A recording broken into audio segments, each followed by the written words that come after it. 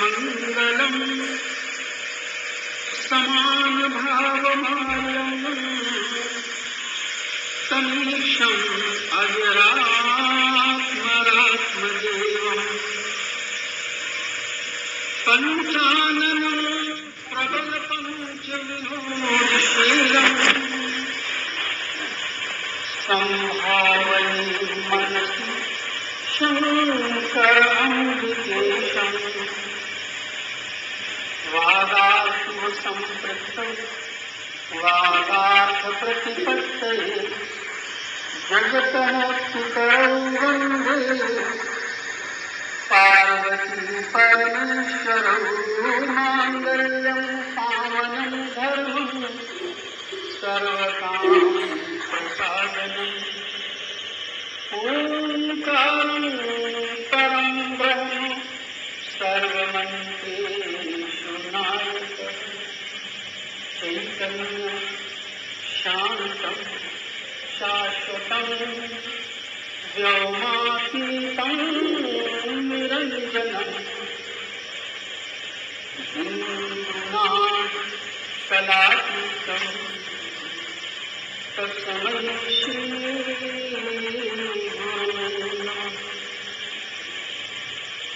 सर्वमंगलमांगल्ये सर्वार्थ साधिके शरण्ये त्र्यंबके गौरी नारायणी नमोस्तुते गजाननं भूतगणाधिसेवितं कपित्थजम्बूफलचारुभक्षणम् उमासुतं शोकविनाशकारकं नमामि विघ्नेश्वरपादपङ्कजं मङ्गलं भगवान् विष्णु मङ्गलं गरुडध्वज मङ्गलं पुण्डरीकाक्ष मङ्गलाय तनूहरि ओम शांति शांति शांति। बराबर मेरे आत्मा एवं भगवत सर्वाधि से परम सौभाग्य का क्षण है जब आज हम यहाँ दोनों ही उपस्थित हैं।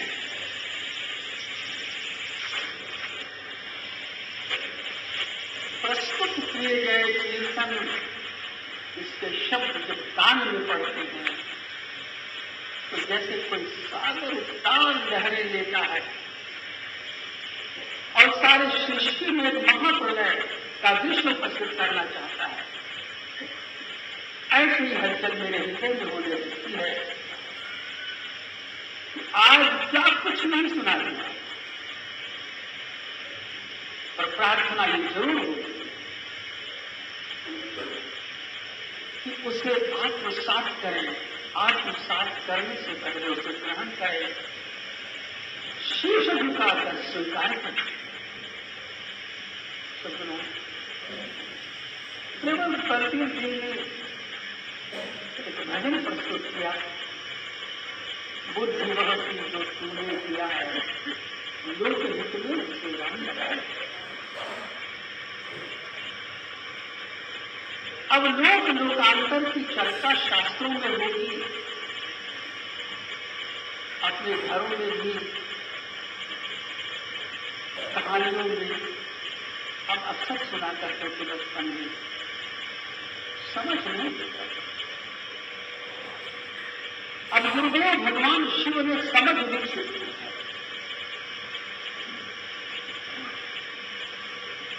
लोक क्या है और लोक हित क्या है। विधि लोक होगा, शिव लोक होगा, विष्णु लोक होगा और जाने कितने लोक होंगे। आप उनमें प्रवेश पाएंगे और उनका क्या हित करेंगे। ब्रह्मा के लोक में यदि आप प्रवेश पा भी गए तो उस लोक का कौन सा हित आप कर देंगे। विष्णु लोक में प्रवेश कर गए तो कौन सा हित कर देंगे।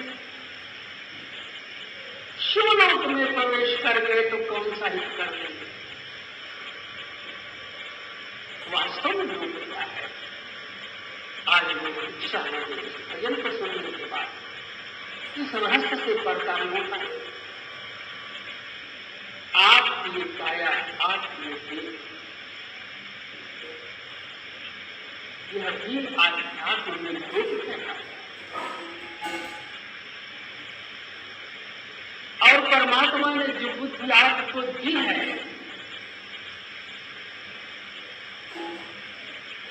उस बुद्धि के किस स्तर तक हम बुद्ध का उत्थान करें,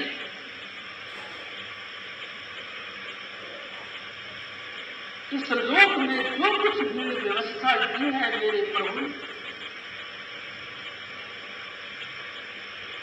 मैं हित कर सकूं, मैं उसका मंगल कर सकूं, मैं कल्याण कर सकूं, यही परम सौभाग्य है। ये काया, ये देह जो हमें आपको प्राप्त है, यह भी एक लोक है और संतों का ये संकेत और दिशा। बुद्ध को उस स्तर तक ऊंचा उठाना है, इस काया में जो परमात्मा ने व्यवस्था की है इसका भी हम कर सकें, इस लोक में हम कैसे प्रवेश कर सकें, मन में मन कर जाता है। और ये बुद्धि पीछा करती है लेकिन ये भी अनुगामी हो जाती है, जहां जहां मन जाता है बुद्धि को ठीक मिल जाता है। इस लोक में इस काया में इस देह में इसके भीतर रहकर इसका हित कैसे करें। धर्म उसी का जीवन है। धर्म क्या है? धर्म क्या है? ये सबसे बड़ा आशीर्वाद है। Blessed are the pure, Isa blessed, धन्य उनका जीवन है। हिंदी में अनुवाद लोगों ने किया। पवित्र वो है, ब्लेस्ड आर द प्योर। कहां ये पवित्रता कहां थी? इन हार्ट, हृदय देश की बात आई। क्यों देश का हम धन्य क्यों हैं? धन्य है जिंदगी ये हमारी, नाथ पाकर सहारा तुम्हारा। तो माता उस परम पिता परमात्मा का जिसके विषय में बड़ी बड़ी कल्पनाएं लोग करते हैं, उनका साक्षात्कार हो, उनका प्रत्यक्ष अनुभव हो, उनका प्रत्यक्ष दर्शन हो, तभी तो हमारा जीवन धन्य है। नहीं तो ये अधन्य हो जाएगा, अधन्य हो जाएगा, अधन्य। हे सज्जनों, ये मेरा निवेदन है। महापुरुषों ने इस धरती पर इस परंपरा को, रीति को कायम किया, स्थापना की है। मैं भी चाहता हूं कि ज्ञानोदय में ऐसा समर्थ सतगुरु भगवान शिव जैसा उनको पाकर के भी हम लोग सारे धन प्रणाम होकर उस अनंत की प्रदक्षिणा न कर सके, कैसे हम कहेंगे कि हमारे जीवन धन्य हो गया? ये पवित्रता कहां से आएगी?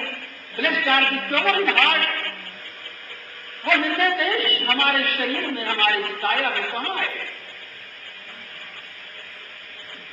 अगर इसका अनुभव नहीं होगा, अगर हम उसमें प्रवेश नहीं कर पाए, घूमते रहे बाहर और बात हृदय देश की करते रहे, तो सब कुछ कल्पना ही होगा। इसलिए मैं सिर्फ एक प्रार्थना लेकर आया हूं, तो निवेदन करना चाहता हूं, सार्थक